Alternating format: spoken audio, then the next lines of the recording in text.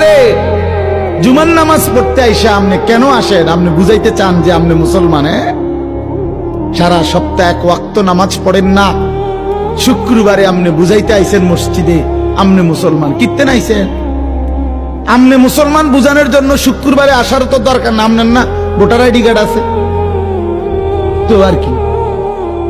এই ফালতু কিত্তা গাইলা? আরে না ফরমান, কেন আসলি না ফরমান? তোর না ভোটার আইডি কার্ড আছে বেটা, তোর না জন্ম নিবন্ধন সনদ আছে? আমরা জানি তো তুমি মুসলমান, সারছে তো জানি বেটা। এটা কিত্তা বুঝাইতে আইছো তুমি?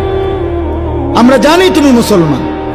তোমার ইমানদারের মুসলমানদের কবরস্থানেই দাফন দেবো, সমস্যা নেই। শুক্রবারে আইয়া বুঝাইবার দরকার নেই। আর যদি কেউ বলেন না হুজুর আমি